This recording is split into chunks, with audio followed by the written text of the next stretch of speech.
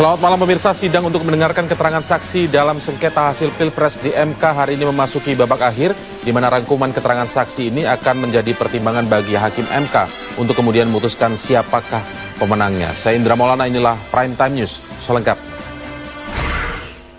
300 meter itu kan nggak jauh. Ada kegiatan nggak tahu? Saya tidak mau bicara itu, saya di kampung saja, di kampung saya, Pak. Iya, saya juga bisa kacau ini kalau saya terus. Iya, sama, saya juga kacau, Pak. Bapak kacau, saya lebih kacau, Pak. Ya, cukup.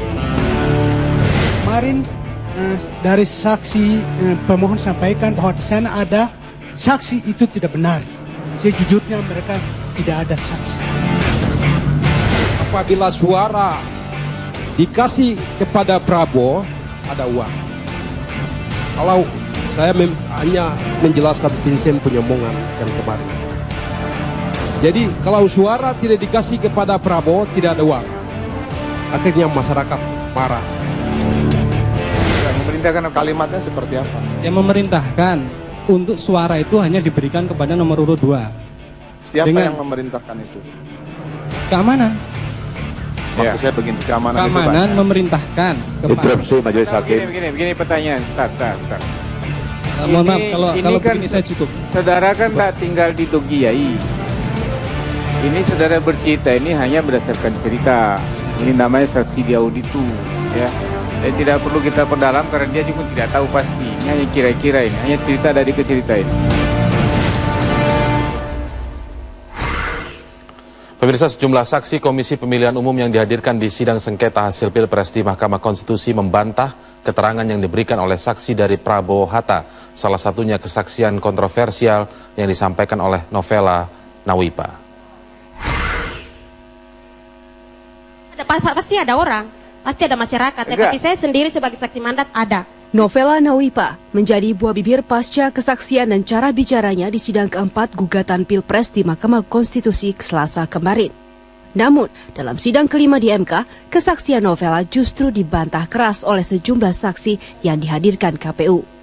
Tanggal 9 Juli, saudara ada di mana? Saya ada di Kampung Awabutu.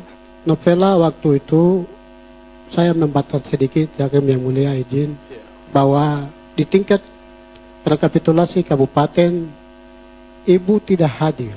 300 meter. 300 meter. Iya, 300 meter. 300, tadi 300 kilometer. Ya namanya manusia, Pak. Oh iya. Iya, pasti punya salah. Iya. Dan saya sebagai senior di Papua, perempuan Papua, intelek di Papua, saya menolak sikap dia pada persidangan kemarin karena karakternya. Dia tidak tahu hormat orang. Kami ini di gunung. Jangan bodoh-bodohi kami terus. Sosialisasi. Supaya kami juga tahu tahapan itu ada. Bahwa saya besar di pegunungan tengah. Proses kehidupan teman-teman saya, saudara-saudara saya di pegunungan tengah saya pahami secara baik. Saya tidak mau bicara itu, saya di kampung saja, di kampung saya, Pak. Iya, saya juga bisa kacau ini kalau saya terus. Iya, sama, saya juga kacau, Pak. Bapak kacau, saya lebih kacau, Pak. Saya meragukan, bukti dari saya meragukan, tetenya di kampung itu saja dia nggak tahu siapa nama tetenya. Waktu ditanya oleh majelis hakim atau ditanya oleh hakim, kepala suku, tanya dia siapa kepala suku atau siapa tokoh adat, dia bilang saya tidak tahu. Lalu dia menyebut jangan cari-cari kesalahan saya, berarti dia tahu dong dia ada salah. Dari akun media sosialnya, Novela merupakan lulusan Universitas Sains dan Teknologi Jayapura, pernah menjadi direktur sebuah CV di Timika, berbisnis emas dan tanah sejak 2009, serta menjabat Ketua DPC Partai Gerindra. Ya, saudara perempuan. Apakah betul saksi Novita ini caleg juga? Novela itu? Ya, waktu pileg dia saat caleg dari Partai Gerindra. Jabatannya apa sih? Partai Gerindra. Kesaksian saudara Novela di MK ini menguatkan rekam jejak Novela yang sempat mendaftar menjadi caleg nomor urut 1 untuk Kabupaten Paniai, Papua pada Pileg April lalu. Tim Liputan, Metro TV. Keterangan salah satu saksi Prabowo Hatta, Novela Nawipa dari Papua kemarin menyita perhatian persidangan, tetapi bagaimana sebenarnya jawaban KPU atas keterangan Novela tentang tidak adanya proses pemungutan suara di kampungnya Awabutu, Kabupaten Paniai? Kami akan tanyakan langsung kali ini kepada saksi dari KPU, Beatrix Wanane, yang merupakan juga anggota KPU Provinsi Papua. Selamat malam, Ibu Beatrix.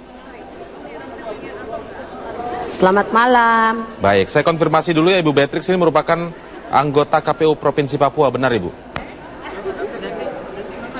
Iya, saya Ibu Beatrix, anggota KPU Provinsi Papua.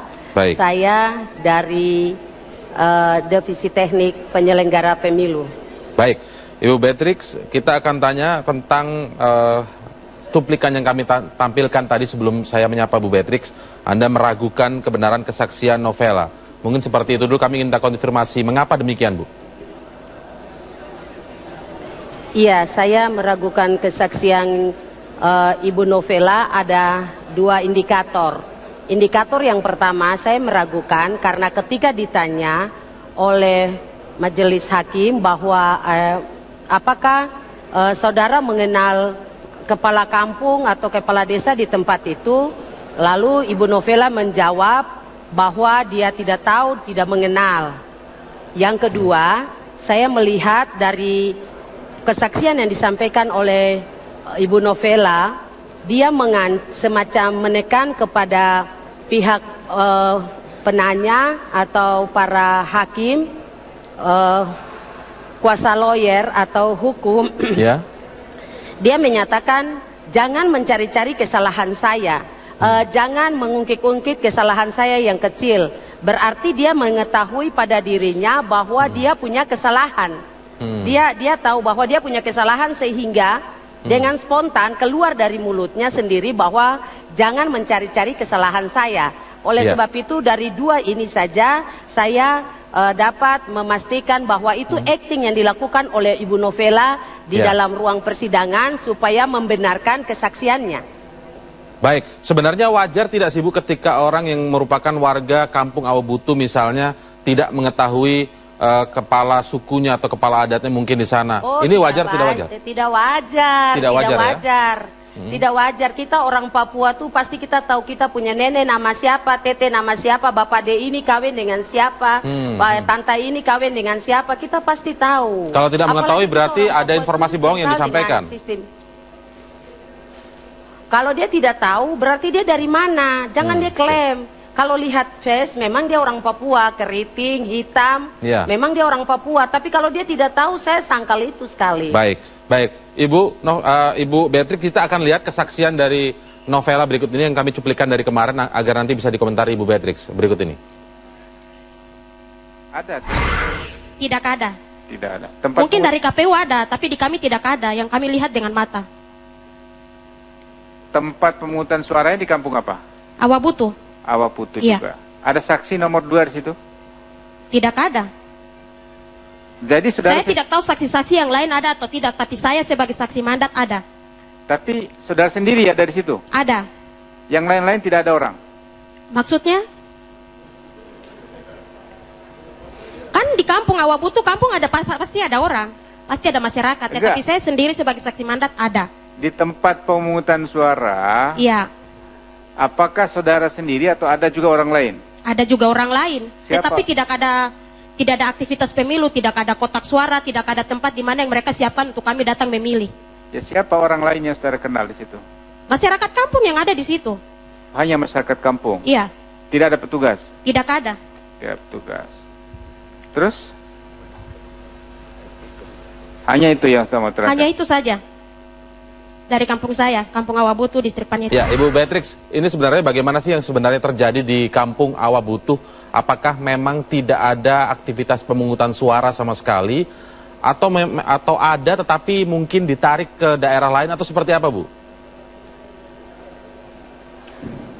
Saya anggota KPU di Provinsi Papua dan saya di Provinsi Papua, tapi dari monitoring kami di Provinsi Papua, KPU Provinsi Papua itu kami membuat tim monitoring pelaksanaan coblos di 29 kabupaten di Provinsi Papua.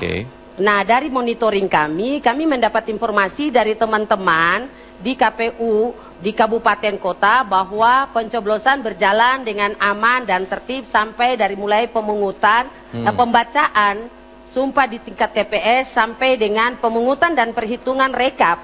Jadi bagi saya bahwa proses di Papua berjalan sesuai aturan pada tanggal 9 itu. Tapi kalau seperti yang disampaikan oleh Ibu Novela tadi, ya, yang disampaikan bahwa ada orang-orang di situ, ada ini di situ. Kalau ada orang-orang, mengapa dia tidak mengenal kepala suku kampung di situ? Itu yang saya pertanyakan.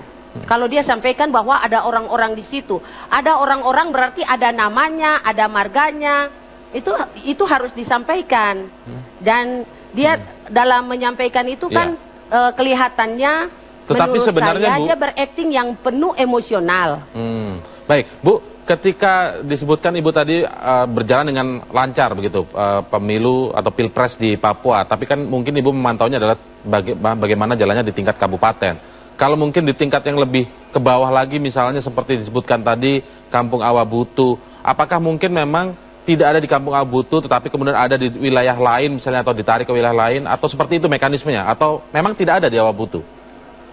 Iya, begini, berdasarkan keterangan dari saksi yang tadi juga oleh saksi dari Ketua KPU Paniai di dalam ruangan, bahwa aktivitas yang di Kampung Awabutu itu ditarik di tingkat distrik. Itu kesaksian yang tadi disampaikan oleh Ketua KPU Kabupaten Paniai, yang saudara sendiri, dia adalah saudara dari Ibu Novela yang sama-sama marganya Nawipa. Jadi dia menyatakan bahwa tidak benar dan mereka tarik dari kampung-kampung karena atas kesepakatan rakyat untuk dilakukan di tingkat distrik. Kalau tadi kita ikut penjelasan dari saksi ahli KPU Provinsi Papua bahwa dalam penjelasan sistem Nokeng itu bisa, dalam pemungutan sistem Nokeng itu bisa dilakukan di tingkat kampung dari TPS-TPS di kampung itu, atau karena kesulitan geo, masyarakat diminta untuk naik dan datang di tingkat distrik dan melakukan hak terhadap haknya atau melakukan yang sudah dipastikan. Intinya ada pemungutan suara, tetapi yang sudah ditentukan. Intinya ada pemungutan suara, tetapi tidak ada di Awabutu, hanya ditarik ke distrik begitu ya, mekanismenya ya? Ya, menurut pengakuan saksi dari Ketua KPU Paniai tadi, bahwa tidak di Kampung Awabutu yang seperti disampaikan oleh saudara saksi tadi, Ibu Novela, tapi ditarik ke tingkat distrik. Baik. Lalu dilaksanakan di tingkat distrik. Ini yang juga dipermasalahkan oleh Novela bahwa tidak ada sosialisasi. Ini kita akan simak dulu, Bu, apa yang disampaikan oleh Novela tentang tidak adanya sosialisasi dari KPU Provinsi Papua berikut ini. Tokoh masyarakat. Nah, saudara saksi ngobrol nggak sama tokoh-tokoh masyarakat loh? Bagaimana ini kita mau pemilu kok nggak ada? Bagaimana komunikasi waktu itu? Saya tidak komunikasi dengan siapa-siapa. Diam-diam saja? Diam-diam saja. Wong dorang juga manusia punya pikiran. KPU penyelenggara pemerintah juga ada sosialisasi supaya kami semua masyarakat tahu. Kami ini di gunung. Jangan bodoh-bodohi kami terus. Sosialisasi supaya kami juga tahu tahapan itu ada. Jauh nggak rumah saudara ke tempat saudara datang itu? Dekat, bukan jauh. Ini kan di dalam kampung, Pak. Oh, di dalam kampung. Iya. Ya udah kalau gitu, terima kasih. Terima kasih, Pak. Ya. Baik, Ibu Beatrix nanti akan mengkonfirmasinya, Bu, tapi kita harus break terlebih dahulu untuk jeda iklan. Pemirsa tetaplah bersama kami di Prime Time News.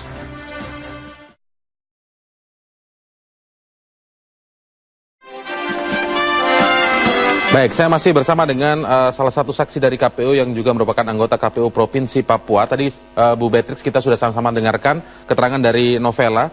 Sebelum break tadi, kalau boleh saya cuplikan sedikit, dia menyebutkan kami masyarakat gunung tidak tahu KPU pemerintah harusnya sosialisasi.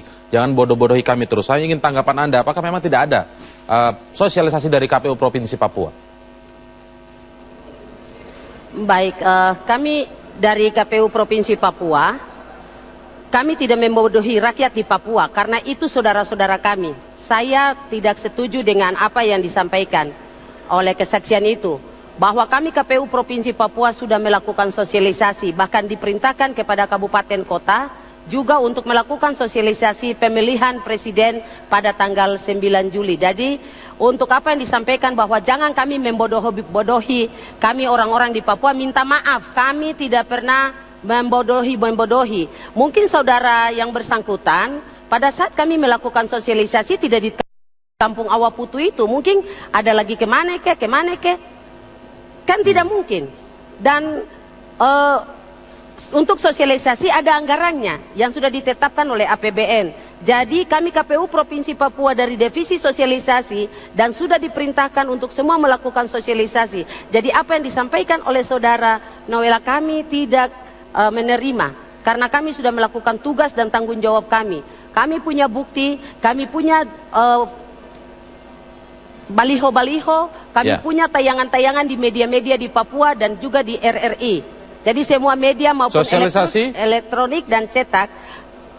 Sosialisasi juga dilakukan, disebarkan kepada seluruh partai-partai di sana atau seperti apa, Bu? Karena mengingat Nowela Nawipa ini bukan juga merupakan ketua DPC untuk Partai pasangan Gerindra. Calon. Itu juga dilakukan sosialisasi kepada partai-partai politik di sana.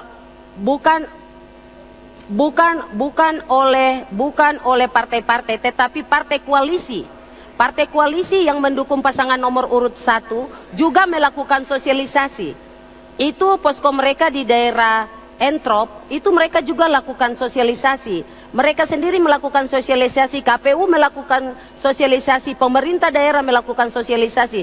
Kalau dinyatakan saudara Nowela bahwa tidak ada sosialisasi dan dia katakan jangan kami membodohi-bodohi dia, atau masyarakat, minta maaf sekali lagi atas nama lembaga, kami tidak pernah membodohi siapapun, terutama rakyat kami di Papua dengan kalimat membodoh-bodohi.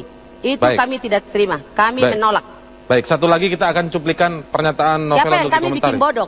Baik, satu lagi kita akan cuplikan pernyataan Nowela kemarin, Bu Beatrix, untuk bisa ditanggapi oleh Anda sebagai anggota KPU Provinsi Papua. Berikut ini. Kalau Kampung Awaputu dengan distriknya jauh nggak? Tidak. Berapa kilometer dari Kampung Awu? Ada sekitar 300 km. Nah, di distrik 300 km? Iya, Pak. Aduh. Nanti, Pak, 300 km, minta maaf. Manusia bukan Tuhan. Bukan 3 kilo, Bu, 30 meter. 300 meter. 300 meter. Iya, 300 meter. 300, tadi 300 kilometer. Ya namanya manusia, Pak. Oh iya. Iya, pasti punya salah. Iya. Iya, nggak apa-apa. Baguslah, bagus. Iya. Terus kalau hanya 300 meter, Anda tahu ada kegiatan di distrik dalam rangka pemilu? Saya tidak mau bicara yang lain, Pak. Saya hanya bicara di kampung saya, Pak. Saya tidak mau bicara yang lain, karena saya di TPS. Enggak, saya tanya sekarang. Anda lihat di 300 meter itu kan nggak jauh. Ada kegiatan nggak tahu? Saya tidak mau bicara itu. Saya di kampung saja, di kampung saya, Pak. Iya, saya juga bisa kacau ini kalau saya terus. Iya, sama. Saya juga kacau, Pak. Bapak kacau, saya lebih kacau, Pak. Ya, cukup ya. Ya, terima kasih Yang Mulia. Kalau kita garis bawahi tadi, Bu Beatrix, bahwa Nowela menolak untuk menyebutkan bagaimana pantauan apakah ada aktivitas pemilu di sekitar distrik karena jaraknya hanya sekitar 300 meter begitu sebenarnya. Apakah memang ketika menjawab hanya soal ingin menyatakan tentang di Kampung Awaputu, apakah ini bentuk dari bahwa sebenarnya ada pemungutan suara di sana? Atau seperti apa, Bu?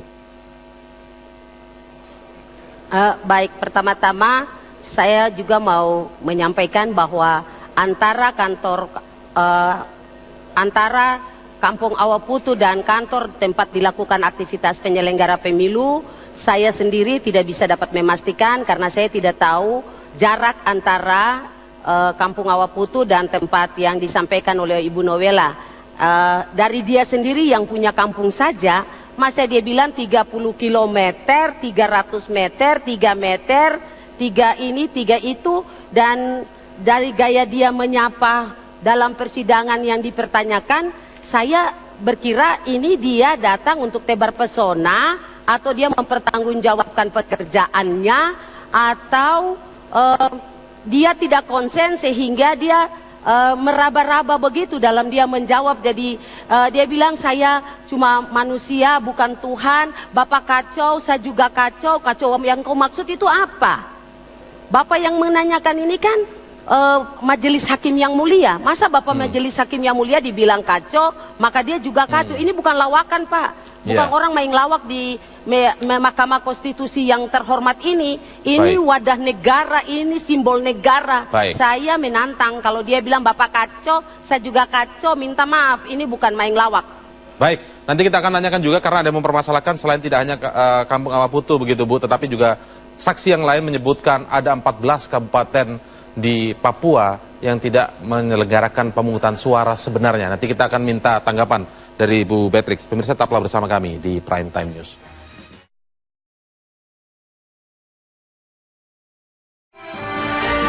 Baik, kita lanjutkan perbincangan bersama Ibu Beatrix Wanane, saksi dari KPU yang merupakan juga anggota KPU Provinsi Papua. Bu Beatrix, ini kita akan sudah membahas soal awaputu yang disampaikan oleh saksi Novela kemarin ya. Tapi kemarin juga ada saksi yang lain dari Waluyo kalau tidak salah, menyebutkan bahwa sebenarnya masalahnya adalah di 14 kabupaten di Papua. Anda sebagai anggota KPU Provinsi Papua, melihatnya bagaimana tentang 14 kabupaten ini ternyata tidak ada proses pemungutan suara yang benar? Bu Beatrix. Baik, saya membantah apa yang sebagai anggota KPU Provinsi Papua, saya membantah apa yang disampaikan oleh saudara saksi Dedi Waluyo. Kalau saudara saksi Dedi Waluyo menyatakan bahwa di Papua ada 14 kabupaten yang menggunakan nokeng itu tidak ada proses, mengapa pada waktu kita rekap di KPU Provinsi Papua, kan dia harus menyatakan itu di KPU Provinsi Papua. Dia tidak menyatakan keberatan tentang hasil pemungutan suara di Papua yang menggunakan noken dari 14 kabupaten itu. Tapi saya mau memberitahu bahwa data kami di KPU Provinsi Papua yang sebenarnya menggunakan noken itu bukan 14 kabupaten. 16 kabupaten di Provinsi Papua. Dari 16 kabupaten di Provinsi Papua, saya juga mau memberitahu ada 2 kabupaten yang memenangkan pasangan nomor urut 1, yaitu Kabupaten Lanijaya memenangkan pasangan nomor urut 1 dengan selisih dengan pasangan nomor urut 2 selisihnya 20.000. Begitupun juga dengan Kabupaten Mamberamo Tengah, pasangan nomor urut 1 menang. Dan juga kalau dikatakan bahwa tidak ada pemilu, itu tidak benar. Di Kabupaten Yahukimo ada 9 distrik yang pasangan nomor urut 2 itu mendapat nilai 0 dan pasangan nomor urut 1 mendapat nilai sesuai angka DPT dengan ikatan yang dilakukan oleh kebiasaan budaya yang ada pada masyarakat di Kabupaten Yahukimo. Jadi kalau disampaikan oleh saudara Dedi Mulyono, saya menantang karena dari Dedi Waluyo, saya tidak sependapat, saya tidak setuju karena pada pemilihan legislatif kemarin, saudara Dedi Waluyo dan partai koalisi yang mendukung pasangan nomor urut 1 itu kalau kami hitung untuk suara dari 16 kabupaten di Provinsi Papua mendapat 5 kursi di DPR RI. Dan itu tidak benar mendapat 5 kursi, Pak. Ya. Jadi artinya ketika pileg tidak dimasalahkan, ketika pilpres dimasalahkan begitu Bu ya? Itu yang kami pertanyakan, kenapa ketika saudara diuntungkan saudara tidak ngambek atau tidak marah, baru ketika saudara merasa dirugikan saudara mau marah. Itu kan tidak benar, tidak fair, tidak bisa begitu. Saudara Dedi Waluyo, saya juga mau menyampaikan, tidak ada orang yang mengancam saudara Dedi Waluyo seperti kemarin pura-pura pingsan, bilang tidak bisa bikin apa-apa, tidak bisa berdiri, dan dia nanti pulang ke Papua bagaimana. Tidak ada orang Papua yang mengancam dia. Papua itu kan negara Republik Indonesia dan ada pihak aparat di sana. Kalau dia merasa ada sesuatu yang tidak enak dengan dirinya, maka saya meminta dia juga melapor kepada pihak, karena ada Polda Papua dan ada pihak aparat yang lainnya. Kalau dia merasa dia terganggu. Jadi saudara Dedi Waluyo jangan terlalu besar-besarkan situasinya. Dia kan anak Papua, hidup di Papua, cuma dia putih dan rambut lurus. Baik Ibu Beatrix, terima kasih atas waktunya untuk memberikan klarifikasi dan konfirmasi terkait keterangan saksi dari tim Prabowo Hatta kemarin. Saya mau menambahkan satu, Pak. Singkat saja Bu, Bapak. Saya mau menambahkan satu. Saya mau menambahkan satu. Ini closing statement saya. Saya minta kepada seluruh media yang ada meliput acara di Mahkamah Konstitusi untuk tidak memblokap satu isu jadi dibesar-besarkan ke semua media sehingga seluruh Indonesia bilang ini susah, ini gawat, ini begini-begini. Saya minta supaya media tidak boleh terlalu memblokap karena bukan satu isu. Novela ada banyak kasus lain. Jadi saya minta supaya media tidak terlalu memblokap-blokap keluar atau terlalu berlebih-lebihan. Ibu Beatrix. Yang membuat kita rakyat di seluruh Indonesia menjadi gregetan, ketakutan karena seorang Novela dengan kesaksian dan terus dibesar-besarkan oleh awak media yang ada di MK. Terima kasih. Terima kasih Ibu Beatrix atas waktunya bersama kami di Prime Time News. Selamat malam Ibu Beatrix.